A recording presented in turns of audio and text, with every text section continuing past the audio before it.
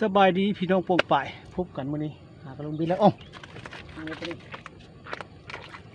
คันได้ล่ะคันไหนล่ะคันไหนก่อนจ้ะโอ้ยเกาะกัน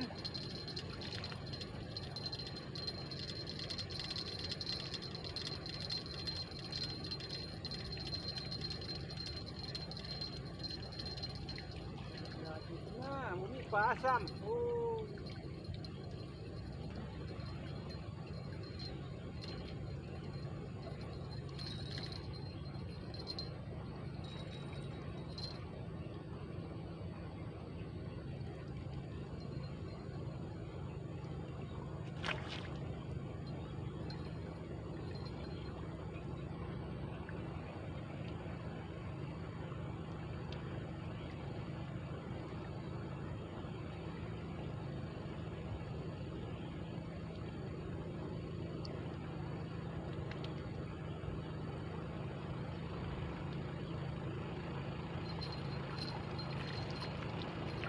ลันเป่าพี่น้อง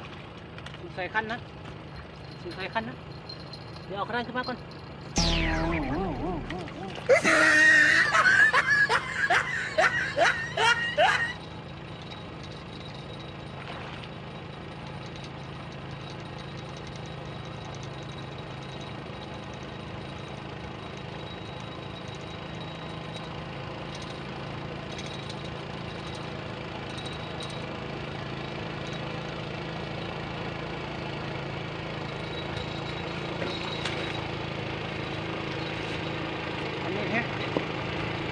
งามพี่น้องแซงงาม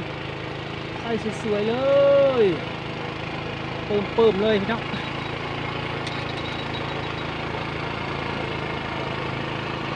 สุดยอด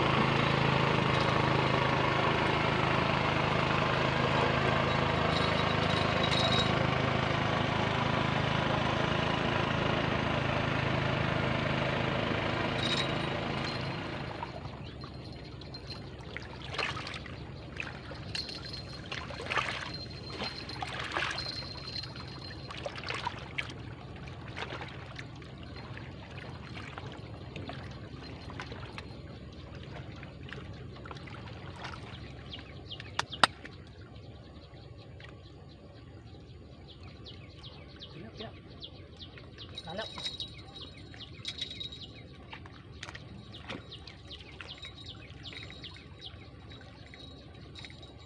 กันไว้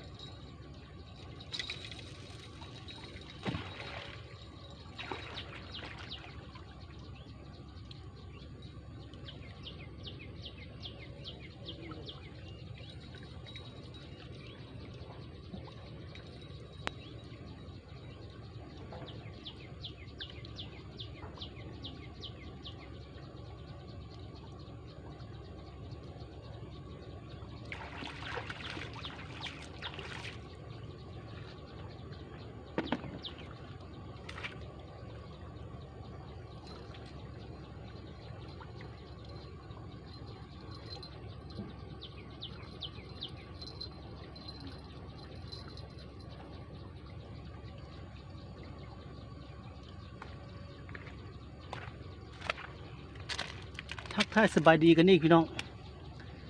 โดนบ่ได้ลงคลิปเนาะนี่ก็มาลองคลิปหากระลงเบ็ดไปบางหนึ่งหากระได้มาตั้งกองเอาแล้วแต้มหนึ่งแล้วมันมื้อนี้รอลุ้นขันน้อยนั่นก็มีอาการเมื่อกี้นี่ตึกโอเคมันเอาเลยพี่น้องเอาละ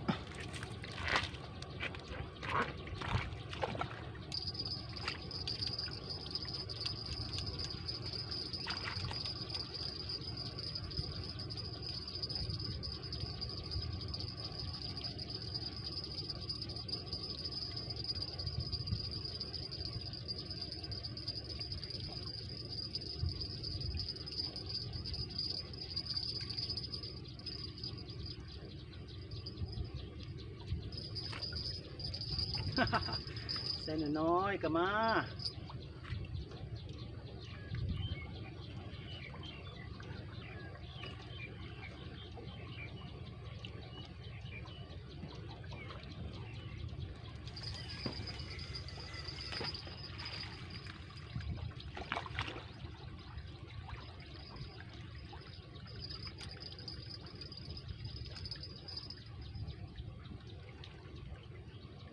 กัน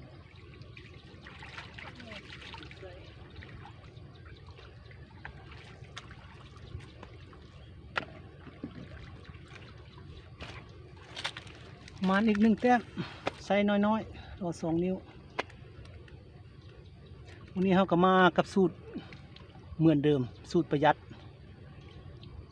อันที่เด็ดๆน้ำมักลูกยอน้ำมักมังยอพี่น้องเด็ดติดตามผลงาน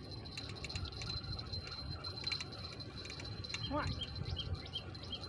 งานเป้าสวยว่ะชั้น2 นิ้วนี่ว่าอะไรนี่โอ้ยกดซ้อนแล้วตักลั่นเป้าแท้โอ้จ้ะกัดเม็ดโฟมนี่แล้วล่ะฮะ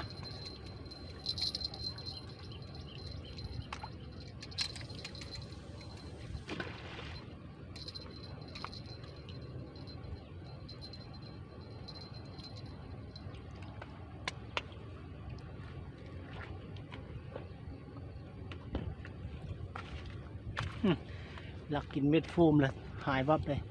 มื้อนี้เขาก็ใส่ไก่แน่ก็น้ำมันหมูแน่แล้วก็เม็ดโฟมนำเบิ่งว่าสิมีผลงานหลายน้อยสำไหน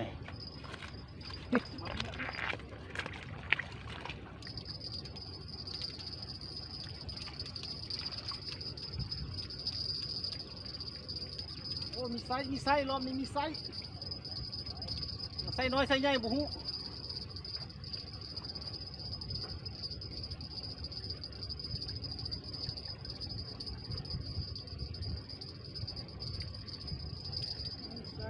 ใส่อ้าวโอ้ oh no โอ้ยแทนยกขึ้นเลยแล้วก็แล้วเนาะโอ้ยพี่น้องเอ้ยสู้มาตึกมานี่กำลังว่าสิยกปึ๊ดเลยแล้ววับโอ้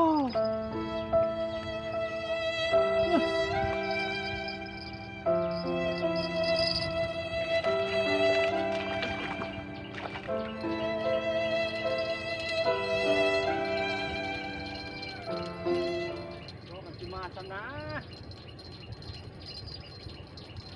ลงเมื่อกี้นี่ก็มันขึ้นไม่เลย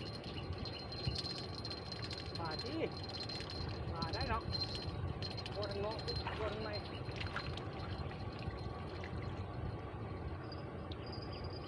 เอาเล่นนี่ก็ได้เอาซ้อนเลยเพื่อนเอาซ้อนเลย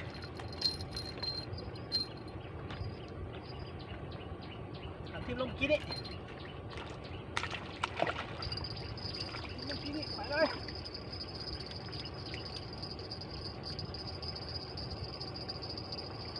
เบาได้ปะดูแม่สิ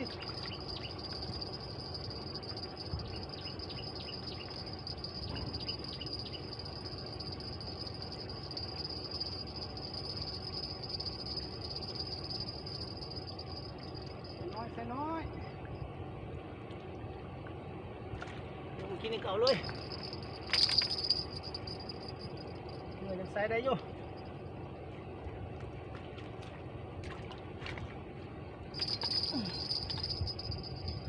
ได้อยู่พอดี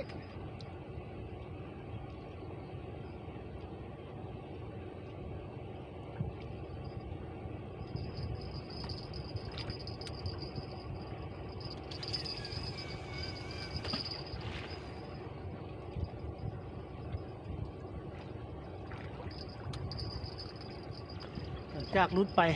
ตัวหนึ่งได้ขึ้นมา2มื้อนี้ทีมงานคันสั้นลันเป้าเข้ามากะ5 คน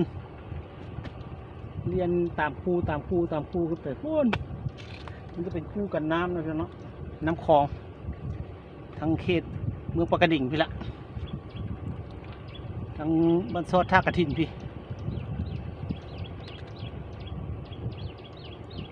เอาคอยติดตามผลงานใส่งามๆพี่น้องตอนพืชกองบุกินลักกินตอนพืชกอง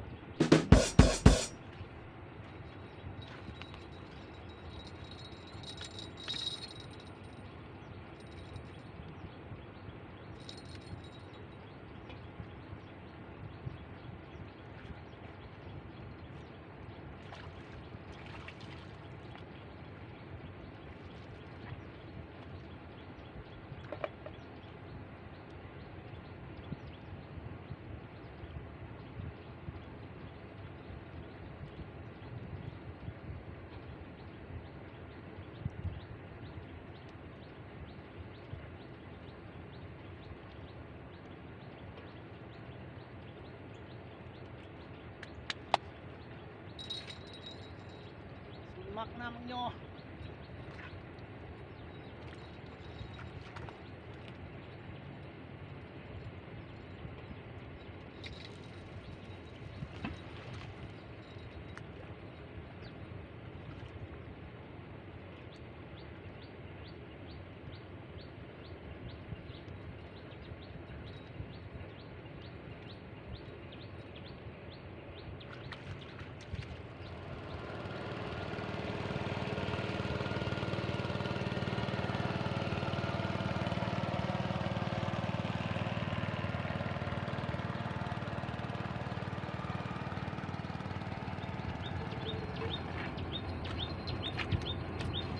ลักกินตอนปิดกล้องคุณกล้องกับพวกท่านมาได้กินเลยใส่สวย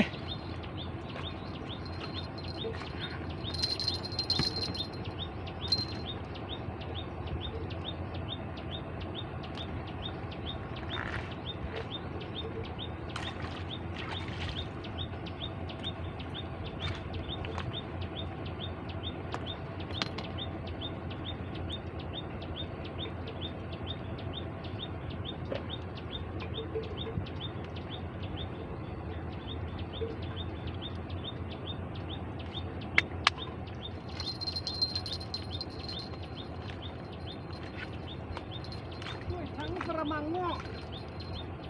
กระมังดอกกระมัง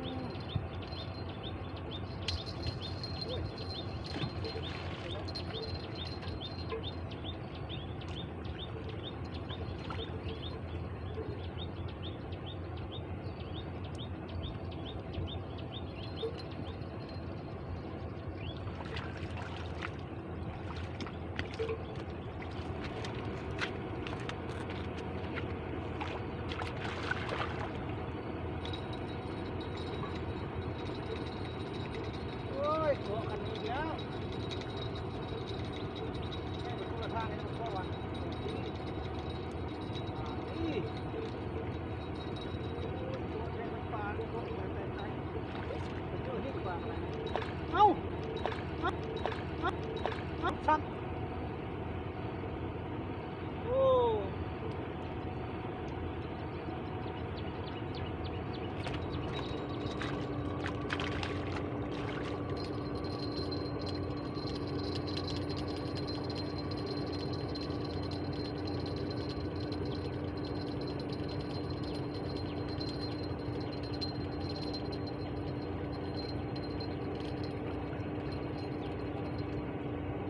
ทั้งหอยได้ทั้งปลา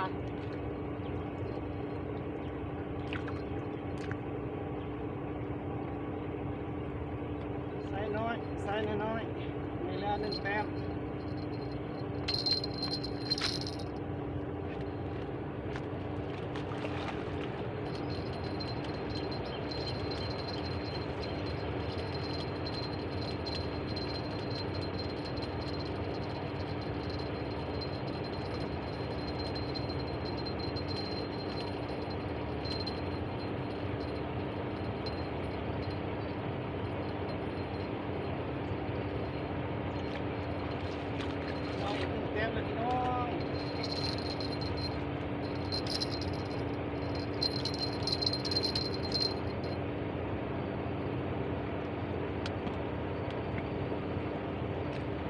ช่วงนี้ก็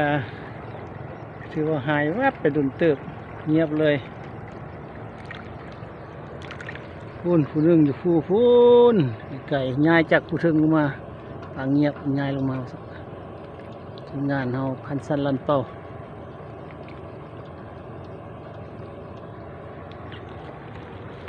พูนเรียนจำปั๊มอยู่พูนแหละอันโฮมตั้งกระดึกกระดักอยู่พูนแหละยังเงียบทรงนี่พี่น้องปลากินห้างเอาละ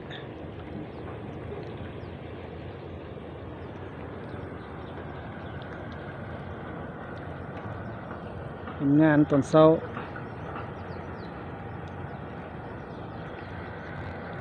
ว่าจะได้ปิ้งข้าวสวยติดตามตัวแรงคนเลยพี่น้องเอ้ยแต่ว่าตัวแรงจักสิถ่ายได้บ่ได้บุนี่ให้ย้อนสอนย้อนแสงแต่เป็นซ่องเบิ่งเอาช่วยกดไลค์กดแชร์ให้กำลังใจเด้อโดนๆจะได้ลงคลิปเท่านึงนี่ กดไลค์กด Subscribe ให้เด้อ